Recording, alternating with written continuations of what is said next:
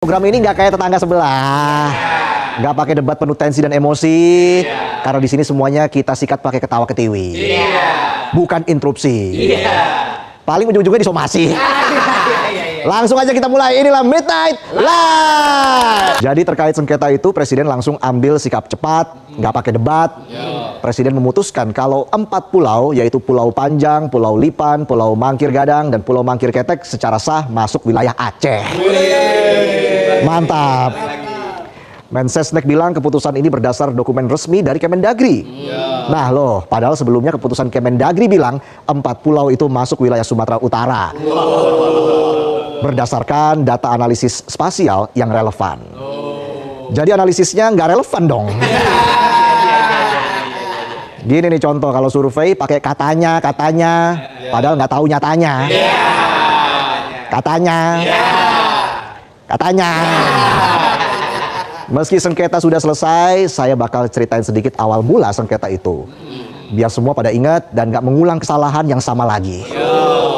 Istilahnya mea culpa. Jadi ceritanya gini ceritanya. 4 pulau itu sempat lenyap dari pangkuan Aceh. Bukan karena tsunami, tapi karena intervensi surat sakti Kemendagri. Pulau yang selama ini diasuh oleh Kabupaten Aceh Singkil tiba-tiba pindah ke pangkuan Kabupaten Tapanuli Tengah bukan karena pergeseran lempeng bumi, tapi geser karena diduga ada kandungan gas bumi. Kemendagri tiba-tiba geser wilayah seenaknya, nggak pakai rembuk, nggak pakai nanya, tahu-tahu pulau pindah ke Sumatera Utara. Udah kayak nentuin nama grup WA. Cukup admin aja yang tahu. Foto profil main ganti aja nih. Kemendagri seolah belum move on dengan gaya lama. Pusat maha tahu, daerah cukup tahu. Ibarat bos yang ngerasa so paling ngerti, giliran eksekusi hasilnya ambyar morat-marit bikin emosi. Keputusan itu pun langsung mengguncang bumi Serambi Mekah, bukan karena gempa, tapi karena keputusan itu dianggap bisa mengoyak kepercayaan dan menggaruk luka lama. Kayak mantan yang tiba-tiba WA, dikira masih sayang ternyata nagih utang. Udah saya bayar kok. Sudah tapi belum. Belum tapi sudah. Bahkan keputusan itu sempat bikin rakyat bertanya-tanya, Aceh beneran punya keistimewaan? Atau cuma bisa menerima keputusan? Karena keputusan Kemendagri saat itu jelas bukan cuma bisa memicu sengketa batas wilayah administratif, tapi lebih ke soal identitas dan marwah yang sangat sensitif. Padahal kalau saja saat itu Kemendagri sempat menengok fakta, bukan cuma katanya data, mungkin sengketa itu nggak terjadi. Presiden pun bisa berangkat ke Rusia dengan tenang, nggak pakai repot dulu urusin sengketa. Tapi sayang keputusan Kemendagri menganggap semua bukti fakta itu tidak sah dan lebih percaya pada analisis spasial, bukan realitas sosial. Mungkin saat itu lagi amnesia sejarah.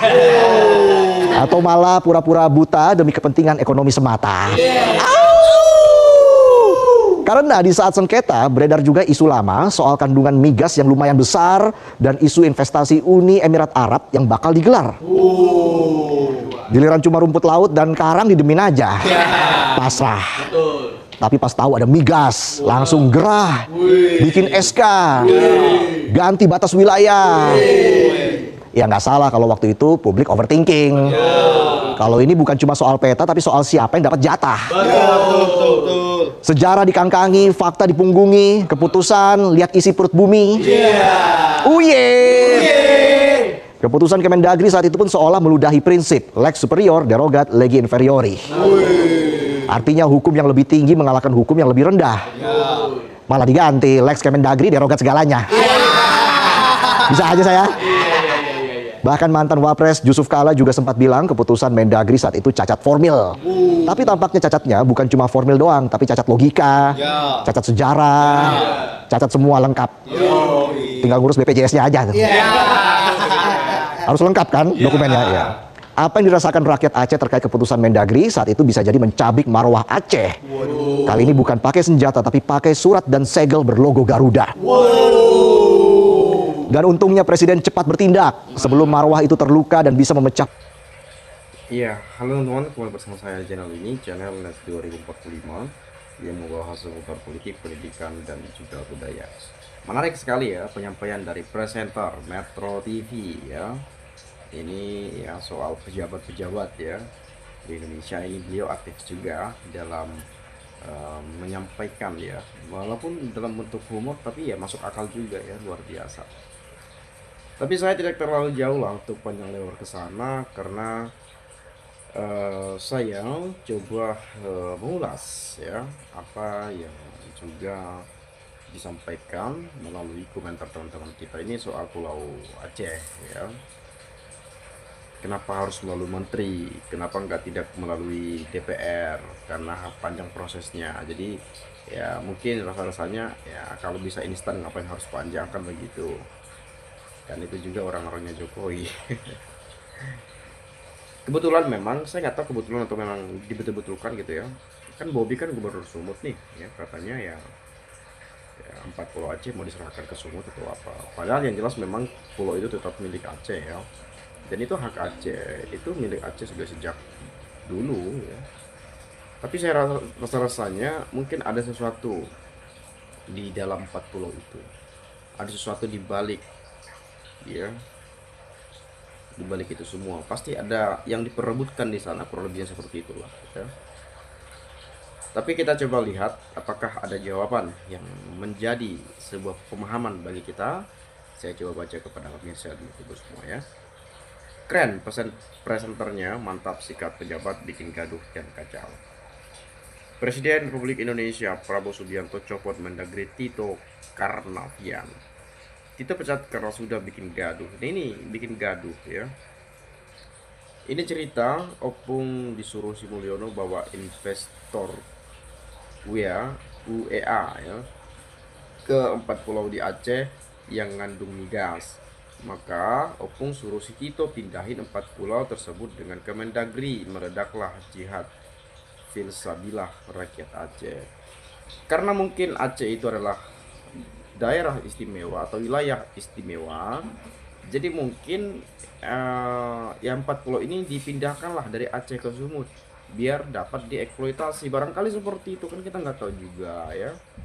Itu ada juga yang saya sering melihat itu, karena kalau masih bagian daripada milik Aceh atau 4 pulau itu masih di Aceh, masih kepemilikan Aceh, yang nggak sembarangan bisa dieksploitasi, karena bagaimanapun ya Aceh kan wilayah daerah istimewa. Jadi ya caranya bagaimana? Jadi pindahkan dulu 4 pulaunya jadi milik siapa kayak gitu ya. Yang paling dekat ya Sumut. Ya begitulah kurang lebihnya menurut pemahaman saya kalau melihat berbagai pendapat-pendapat di berbagai komentar di video-video yang saya upload di channel ini ya.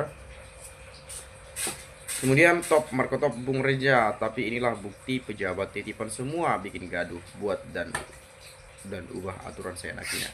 Raja 4 dan 4 Pulau Aceh salah satu contohnya. Giliran sudah viral dan rakyat marah, Presiden Prabowo yang harus repot turun tangan. Sampai kapan mau dibiarkan? Lebih tepatnya seperti banyak sekali komentar yang saya dengar bahwa copot saja, pecat saja, ganti saja orang-orangnya Jokowi yang berada di dalam kabinet, berada di dalam kementerian,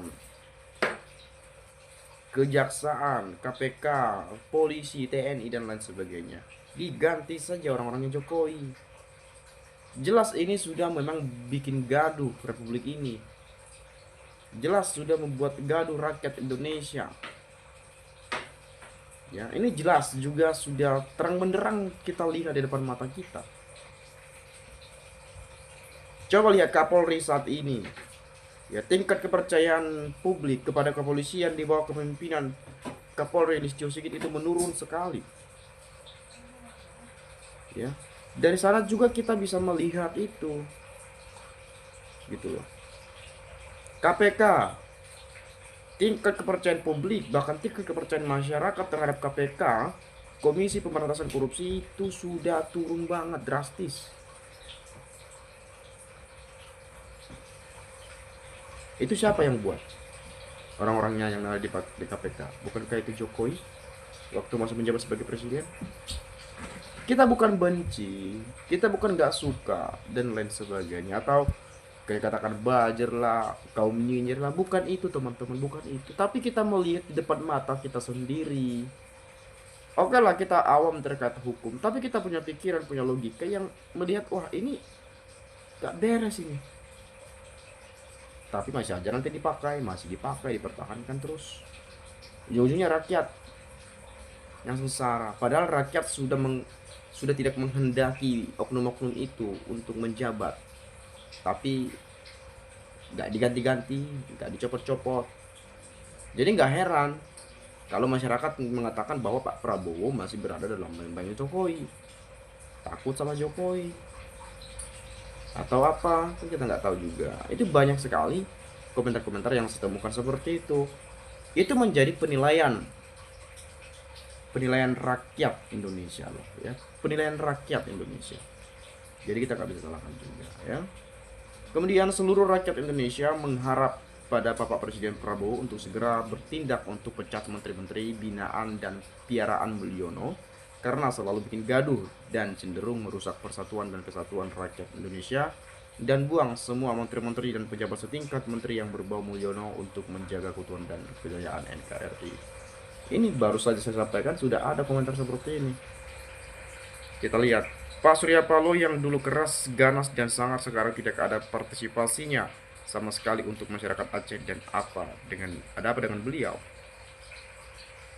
Mendagri terbukti tidak profesional dan merusak persatuan bangsa, jadi wajib dipecat. Tito, kamu malu-maluin aja gara-gara jadi anteknya Jokowi, nalarmu jadi kacau. Lihat sekarang, ditampar mukamu sama presiden. Memang seperti itu seharusnya, biar kamu sadar. Pemerintah Aceh itu tidak tunduk sama pemerintah pusat. Gubernurnya lebih memilih rakyatnya, ya. Kalau begini ulah para petinggi negara ini, negeri bubarnya bisa lebih cepat dari pikiran beberapa peramal. Untung aja Pak Prabowo cepat ambil tindakan. Ini anak siapa sih? Si Reza pintar tapi lucu tapi pintar gak kaleng-kaleng. Kritik pedas buat Mendagri tapi gak akan ngerasa mereka yang di istana. Tapi Prabowo peka. Mantap Reza, mantap Motor TV. Jadi Pak Prabowo gak tinggal diam. Jadi kalau bisa Pak Tito ini diganti saja nih. Banyak yang mengatakan seperti itu. Bikin gaduh rakyat itu ya, kalau melakukan hal-hal semacam ini ya. Mungkin itu saja lah teman-teman. Ini bukan soal pulau, soal ini itu, tapi ini soal rakyat. Ditanya nggak rakyat pada saat rakyat setuju nggak kalau menyerahkan ini, rakyat setuju nggak ini itu, mana ada ditanya. Jangan mentang-mentang punya wewenang untuk memutuskan tanda tangan dan lain-lain, jangan seenaknya aja dong, kan gitu. Tanya dulu rakyat setuju apa tidak, urgensinya bagaimana, kan begitu. Transparan dong, rakyat juga tahu. Oh ternyata begini, oh ternyata begitu, kan rakyat jadi ngerti. Mungkin teman-teman punya pendapat lain ya. Saya minta maaf kalau agak sedikit ya keras lah ya. Dari saya itu saja. Terima kasih sekali lagi saya ucapkan salam dan sampai jumpa.